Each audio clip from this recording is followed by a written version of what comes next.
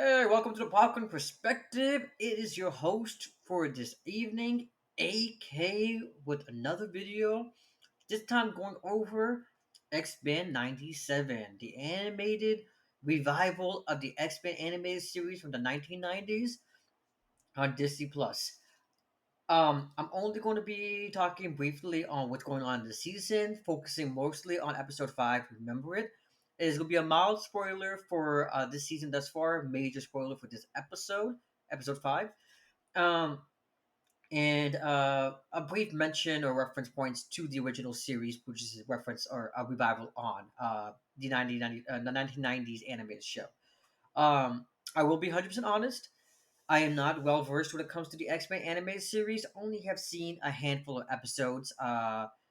Unfortunately, have not seen the full show from '92 onwards. I've only seen a handful of episodes, handful of story arcs. And I loved everything I've seen. I just haven't gone back to watch everything. So one of these days, I will go watch everything, and I may do a video on that. Let me know down below if you guys want me to do a video on the X Men animated series once I finish binging that. But focusing on this new revival, the X Men '97 show, um, I personally think episode 5, Remember It, might be one of the best Marvel related animated episodes. Scratch our animated, just episodes. I'm not afraid to admit, I think episode 5, Remember It, might be up there, at least top 5, comparing it to like The Punisher, Daredevil, Agents of S.H.I.E.L.D., which I loved. All of the MCU Disney Plus shows, Hawkeye, Loki, which is amazing, Moon Knight, etc. I think Remember It is definitely in the top 5. Don't hold me a court or anything because we still have 5 episodes left this season, which can definitely make or break this episode. But I want to give you just my thoughts briefly. Well, episode 5, Remember It, of X Men 97 is definitely one of the darkest and one of the most emotionally driven episodes of the series that I've gotten so far. Like I said, I'm taking this series as a whole, not really mentioning much of the X Men animated series. So I don't know much about that show. I'm only describing based on these 5 episodes and anything else that I've seen Marvel has released. This is definitely such a dark, such a beautifully human driven story with life ending consequences. And that's all I'm going to say without going into spoilers. So, if you have not seen the show, this is your time to jump off. Watch the show, watch the episode. I urge you, you will like it. Spoiler alert over, all that fun stuff is over, all that nonsense is out of the way. Let's focus on what happened in this episode. Throughout this season so far, we have been hearing hints of the mutant island Genosha, and how they're slowly being integrated with the UN. So now this is that episode. Genosha and the UN are finally um, working together, and this is the episode where they are going to be admitted into the United Nations. So Magneto, Rogue, and Gambit heads the country to oversee the Council of Genosha and the integration of the UN and Genosha. Here we see Rogue and Gambit reunited with Madeline Pryor, which we saw Madeline Pryor from previous episodes of the season, where she was our Jean Grey, and then we found out through Sinister. Unfortunately, that Jean Grey is actually a duplicate, a clone variant of Jean Grey, now dubbed Madeline Pryor. Madeline Pryor is now a leader within the Genosian Council. Uh, Rogue and Gambit also reunites with Nightcrawler, which Nightcrawler, if you don't know much about the animated or don't know much about the comics, he was in the X Men 2 movie where he was in the president in the White House trying to save the president, and he was the one who's teleporting and flashing all over the place. I do apologize for my dog. Can't control her. She's a 5 pound mutt. She does what she wants. So if you hear her barking, I do apologize. She owns me. I don't own her. So I do apologize for Maple. Uh, it is what it is. But anyways, back to this episode. While Nightcrawler, Rogue, and Gambit are touring the city capital of Genosha, We see a lot of Easter eggs and a lot of reference points to other X-Men's, or not X-Men's, other mutants living on this island, which is great to see. It's great to see that usually when you see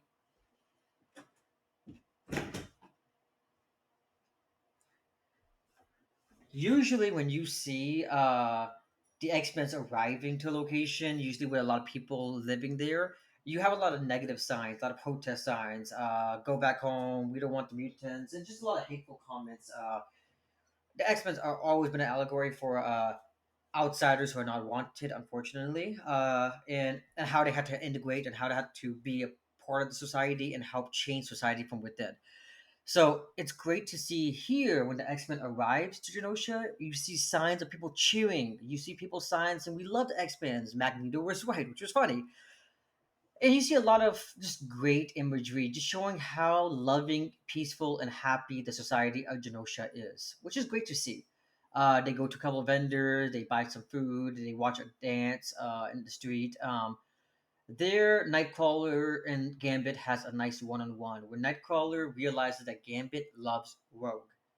We all know Rogue unfortunately cannot touch anybody, otherwise she may kill them or suck their energy from them. So she can't touch anybody. And the fact that Gambit has a love or a crush from somebody that he knows he can't physically touch or have any physical connection with, only emotional connection, is very sad, and it makes me love Gambit even more. Unfortunately, though, we've seen previously in this episode, Rogue and Magneto has had a lot of one-on-one time too, which Gambit is getting jealous of. So Nightcrawler talks to Gambit and basically encourages him, like, "Hey, know that you like him. This is your chance to make a move. Talk to her. Tell her how you feel. Make sure she is aware." It was very humanizing and very just beautiful to see, especially what happens towards the end of the episode. Damn. Meanwhile, Magneto is talking to the leaders of Genosha, the councils, including Dr. Cooper, who I'm still not sure who she is. She's been around multiple times this episode, Valerie Cooper, the season. She's a national security advisor with special superhuman affairs, working directly closely with the X-Men. So every time she appears, there's been disaster to strike from episode one onwards. So I'm not sure who she is, if she's someone we could trust. Put a tag in that right there. Let's move forward. They tell Magneto that, hey, we want you to represent Genosha in the UN. But there's going to be a lot of issues pushing you forward because that you are a quote unquote technically a terrorist, which I mean that is true. Uh, Magneto is a terrorist. He's killed, murdered, and done a lot of brutally horrible things to make the mutants a household names in this universe. So Magneto states, "I will ask Rogue to be my queen, to co-lead with me."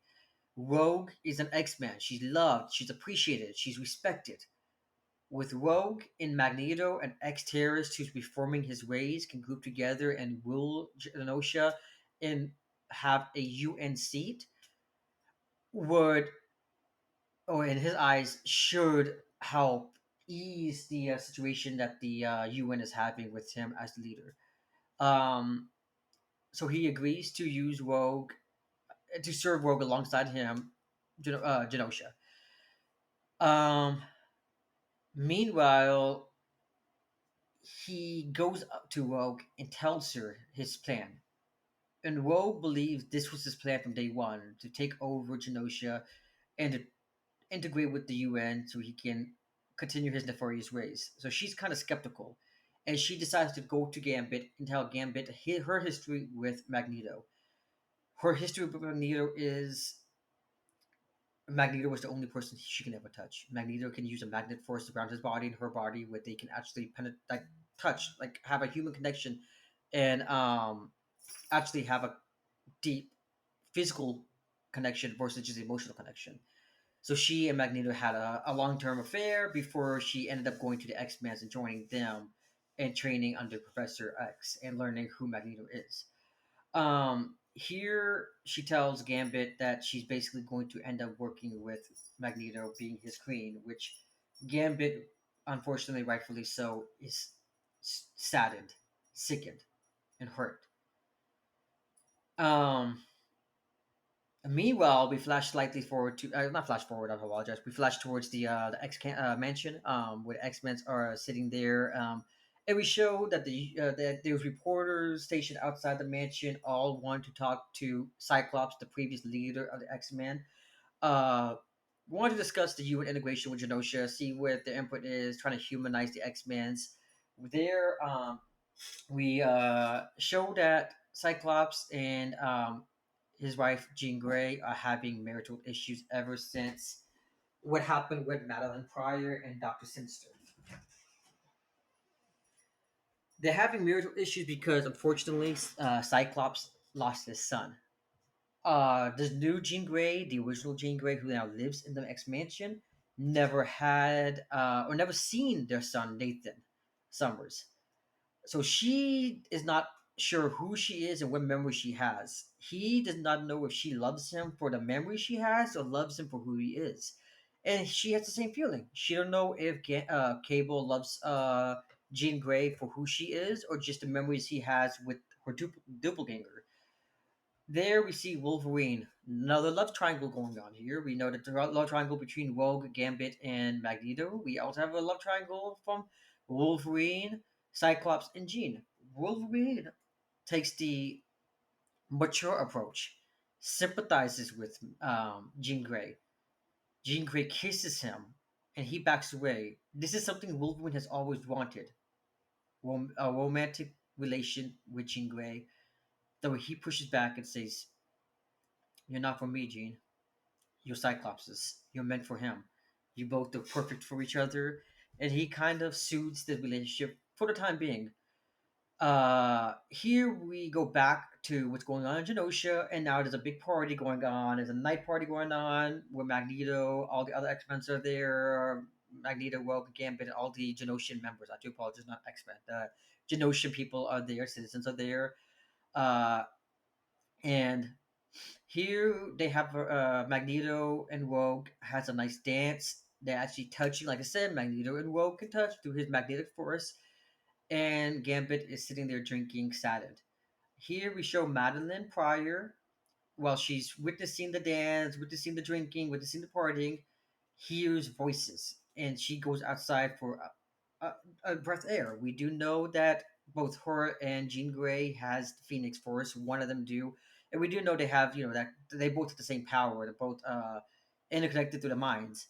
So when she goes outside and she hears a lot of noises, a lot of foreshadowing of what's going to happen in the last half of the episode, she sees Cable. I know if people can remember Cable from the Deadpool 2 movie. He time travels. He has the ability to go back in time, go forward in time.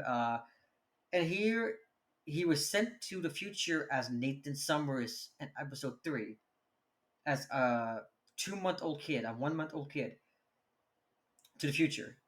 And now he's back in the present as an older man. Madeline Pryor recognizes his eyes as her son Nathan Summers, aka Cable, and Cable is trying to warn his mom of an imminent disaster, something that's about to happen. He said he's sent from the future, but before he can explain, he's zapped back to his future.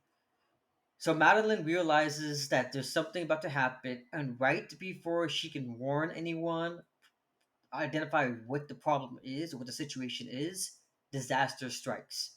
Uh, Here we see a master mold, a heavily upgraded master mold that is carrying an army of sentinels within its body and it's like spitting out all these sentinels who is wreaking havoc on the island of Genosha.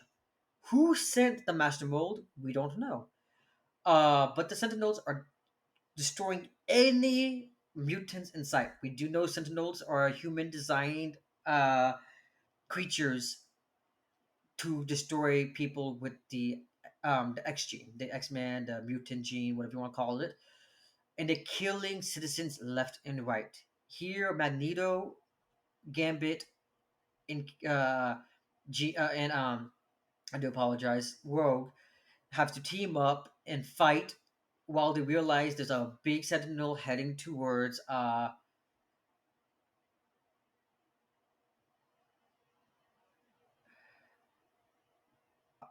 here we show Magneto and the Sentinel mold, the Master Mold, going one on one trying to protect the Morlocks. He sends the two Rogue and Gambit to protect the Morlocks as he tries to fend off the Master Mold.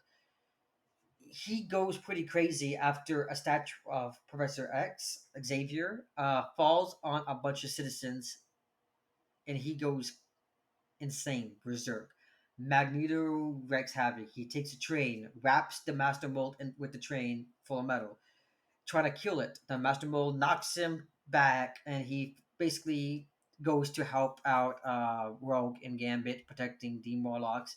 There, Gambit realizes that unfortunately, the only way he can stop the Master Mold is by his energy surge. And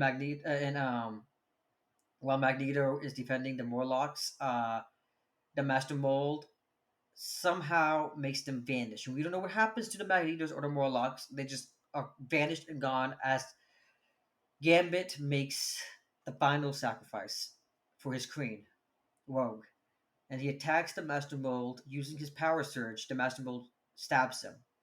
As he's about to die, his power surge overcorrupts the Master Mold, blowing it up and directly killing Gambit. I should mention one thing before I go further. During the dance sequence of Rogue in Magneto, Rogue tells Magneto, "I can't be your number one. I can't be your queen. I do love Gambit." So before Rogue can even tell Gambit she chose him, Gambit sacrifices himself for her, dying, leaving Rogue heartbroken. And we go back to the X Mansion where the rest of the X Men are watching the destruction on live news with shock. Wow. Dark, deep, and emotional. Multiple famous X Men characters are seen dead.